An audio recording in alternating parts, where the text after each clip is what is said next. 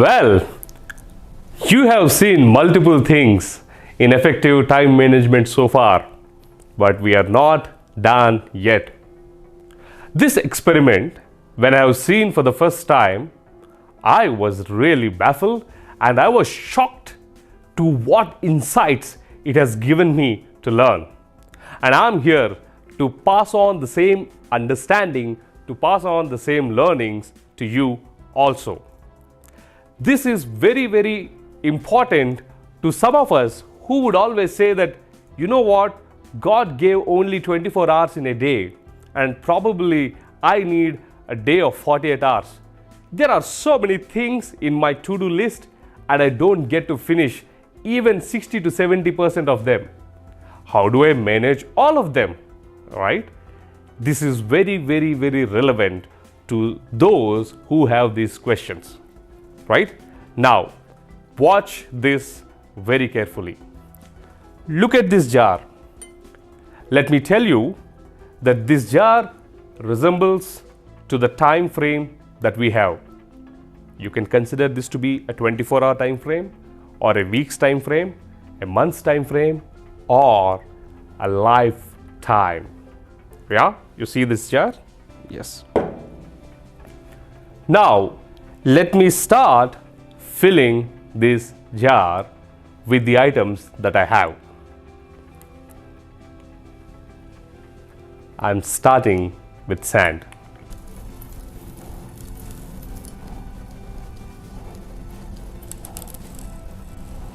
Yes. I have filled this jar with the sand and it is half filled. Let me continue to fill this jar with some pebbles that I have.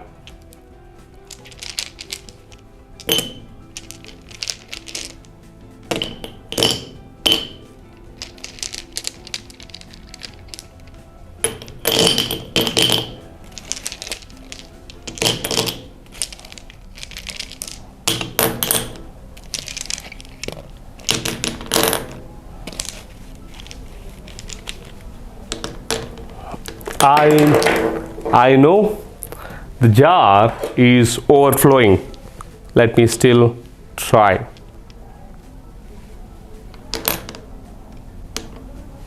Okay, take a closer look at this jar.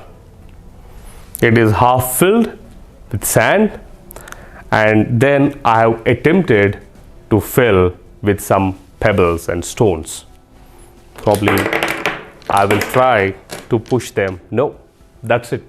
It's full. Most often, this is what happens when we do not plan our activities and we do not prioritize our activities. Well, you might ask me, how do we plan or prioritize? Well, hold on for a second before I empty this jar and come back to you on what is the right way of filling this jar. Well, at this time, I would like to introduce one more principle to you, which is called Pareto principle, or also called as 20-80 rule. Now, what does this mean? This rule means that you will have basically 20% of things, if at all you focus upon them, gives you 80% of your results. Well, if you are into business, I'm sure you can easily relate with this. Among your customer base, it is always those 20% of those customers who give you business of 80% of your targets. Not just to the businessman. Well, students, I am coming to you. I know when you prepare for your exams, how do you do it? Without your knowledge, you kind of apply Pareto's principle. What do you do it? You identify those things which are called as important questions or important topics and you spend time on them. What does it mean? Those 20% of important questions or topics will help you score 80% of marks easily. Now we are going to apply the same Pareto principle in our effective time management. Now, If you look at our lives and our activities, there are 20% of areas which will kind of define our life. What are they? Probably our profession, our studies, our work, our business, our immediate family, right? Wife, children, parents, etc. Our relatives and friends and well-wishers and the complete social connect. Probably the time we might have to invest in upskilling and reskilling ourselves. And yes, of course, we all need time to relax, we all need time to have fun, we all need time to pamper ourselves. Now, these 5 resemble those 20% of activities which define our life and which decide whether our life would remain as a life or a legacy. Now, this is the same case with your to-do list also. In your days tracker or in your weeks tracker, identify those points, if completed, will close 80% of your tasks and will release your bandwidth, right, almost 80%. Identify them and focus on them. This is also, while I relate it to the quadrant, these are basically the important tasks put together, which are both urgent as well as not so urgent, right? And now I am placing these important tasks into my life as my priority list.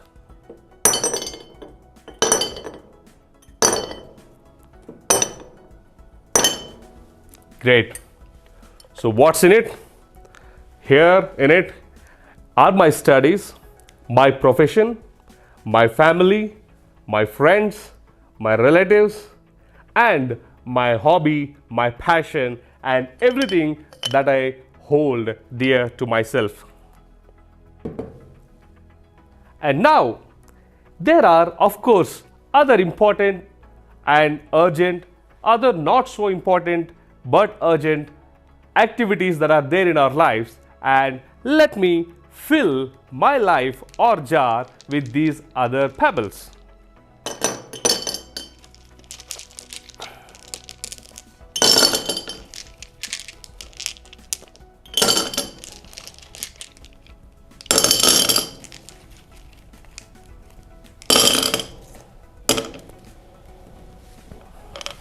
Well, the jar looks almost full. Okay, now I still have space for a few more activities to fill in this jar, and let me attempt to fill the jar with this.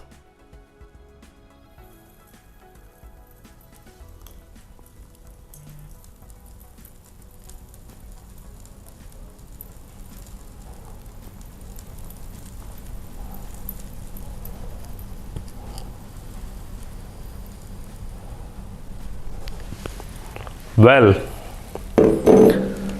let me shake it here and there and ensure that it all settles down well. Have you noticed something? When my order was not right in the previous experiment, I had pebbles falling out of the jar. Now, the same number of pebbles and then the same amount of sand, I still feel there is some space. Let me pick up some other sand and start filling this jar.